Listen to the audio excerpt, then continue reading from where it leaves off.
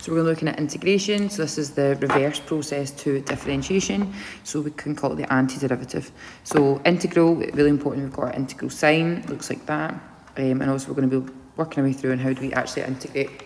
So it's the opposite of what we do to find the derivative. So to find the derivative, we would multiply by the whole power and decrease by the power by 1. So integration must be the exact opposite.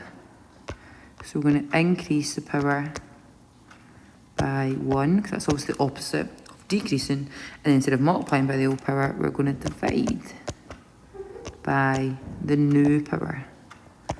Okay, so it's the exact opposite. Now there's some, kind of in general, looks a bit more complicated than it is. But the main thing is integration, you increase. So increase power by 1 divided by the new power. So this is the mathematical way of denoting to integrate. So it's your integral symbol and it's dx means with respect to x. Okay, so when we integrate something, increase your power, divide by your new power, and then we need to put plus c. Plus c is because you can have a constant, and if you differentiate a constant, it disappears. So obviously we need to take into consideration that if we integrate, there could be a constant there. So we also have to write plus c for these are called indefinite integrals. Okay, part B, we're going to do the same. So increase your power by 1, divide by your new power plus c. Now just get in the habit, if you ever have a negative, just kind of chuck it at the side. Okay, now that would be acceptable. If you needed to work with it, you obviously need to have a positive power. So if we had to, now you only do this if the question kind of required you to sub in a number without a calculator, we'd make it have a positive power. Right, part C, we're going to do the same. So increase your power. Now, any point fractions, do it at the side. We're going to add on 1, which is obviously going to be 4 over 4. So it's going to be 9 over 4. Divide by 9 over 4 plus C. Now, a wee trick to this. If you're dividing by a fraction, if you think about it, we're dividing by 9 over 4. What's that the same as?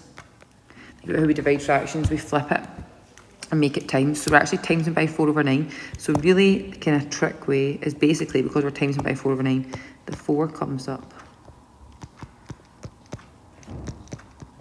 And again, that would be an acceptable final answer. If we had to put it back, say we had to sub in a number into root form, it'd be something like that. Again, you only do that without a calculator, and we have to sub in a number. Okay, we're going to do the same with this. Now, it's only to do with powers, so we're just going to leave the 6. Increase the power. Oops. Divide by the new power. Fraction, simplify it down. That's it. Okay, next one. Increase the power. Now again, anything at all you need to do, chuck it to the side. Okay, so it becomes negative a half. Divide by the new power plus c. Again, trick way, that 2 comes up and joins that, so you're going to have 8. And then I'm going to tidy up the negative bit as well. You could obviously do that in one go. Don't ever leave it over 1, remember. Okay, again, perfectly acceptable final answer, unless we didn't have a calculator. So we'd have to change it. So the negative a half becomes square root, and then obviously it's going down because it is unnegative.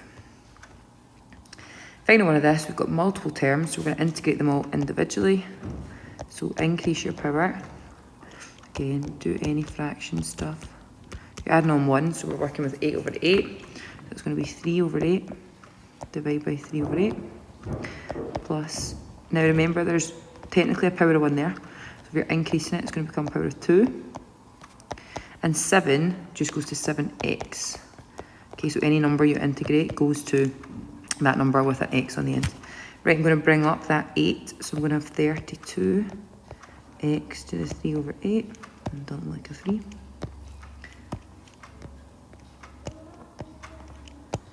Plus 3x squared over 2 plus 7x plus c. And again, we would change it back to root form if we had to.